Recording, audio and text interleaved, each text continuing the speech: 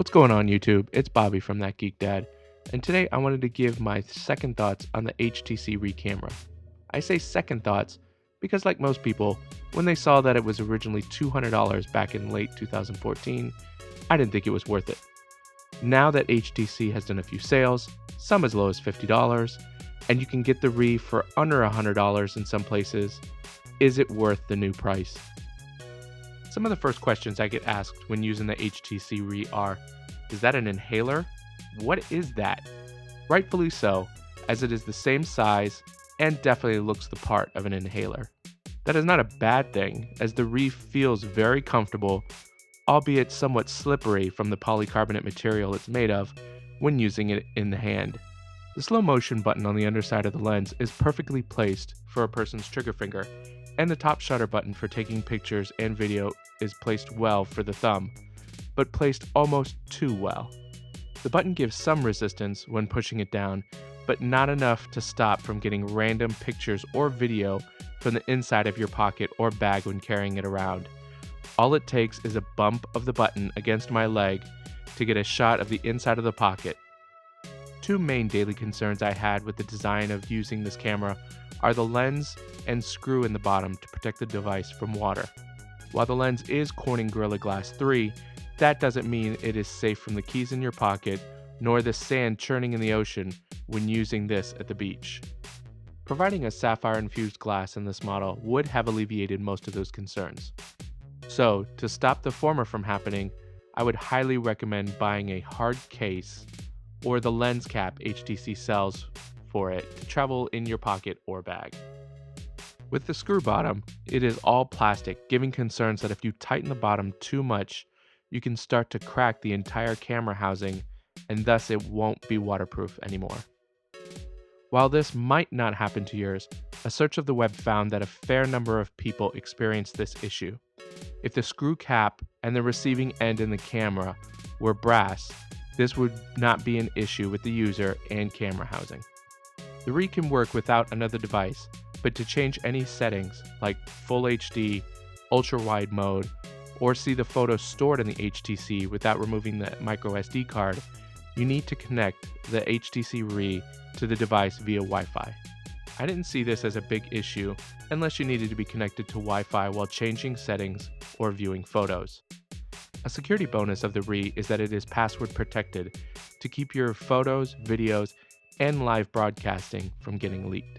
Battery life was pretty good, lasting almost 2 hours of continuous video usage, while standby was almost an entire week with a full battery. Charging was also convenient as it only took 30 minutes to go from 0 to 100% using the RE charging stand. To conserve battery, HTC put sensors in the handle of the RE so that it doesn't turn on until you wrap your hand around it. In theory, this is a great idea, but that doesn't explain how I got shots and video from the inside of my pocket when I wasn't touching the camera. To stop this, I put the RE in a soft mesh bag, but that still didn't work. Two of the types of images and video you can shoot with the RE are 720p slow motion at 120 frames per second and ultra wide angle shots and video.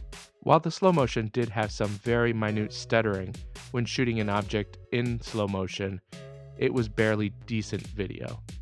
There is also ultra wide angle. That was more of a wide angle with a fisheye lens view as you got close to the edges of the picture. But my recommendation is to never turn this feature on and stick with the normal wide angle shots. That being said, with the example shots at 1080p video at 30 frames per second and still shots at 1080p are great, even for a $75 waterproof camera. Even the video and pictures underwater were very passable, which is good considering that is a very large appeal of this camera. It's an on-the-go camera that you could take into the water with you. Granted, you can only take this camera 1 meter, 3 feet for the non-metric crowd, under the water, but that is more than enough distance for the no-pros like myself to take into the pool or on a water slide at an amusement park in the summertime. Audio for videos is good, but not so good if you are in a somewhat noisy environment. There is one omnidirectional mic, and it sits on top of the camera, so it's perfect if you want to capture audio all around you But if you only want that audio coming from your subject in front of the camera, they are going to have to speak up. So with the second look, is the HTC RE Camera worth a price tag of $100? Maybe. It's definitely fun to shoot pictures and video with, especially the underwater aspect of the camera. But I would say you are going to have less buyer's remorse as it approaches $50 for one of these. If $100 is still impulse buy territory for you, and pools, beaches, water parks are definitely a main staple in your life in the summertime, then you won't be disappointed.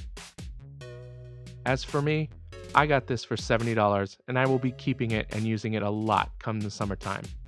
My family and I love going to the pool almost daily and to our local water park weekly. I know I will be getting my money's worth, and in the coming years, that will give time for the GoPro Hero 4 Black to be at a reasonable price point for me. So that's going to be it for me today. If you liked this video, please hit the thumbs up button down below as it helps this channel out. And if you want to make sure that you see more of my videos, please hit the subscribe button as well. Also, if you have any comments on this video or questions about the HTC RE Camera, leave those in the comments section below and I will get back to you as soon as possible. Once again, YouTube, thank you for watching another video of mine. Please be excellent to each other, and I will catch you guys in the future.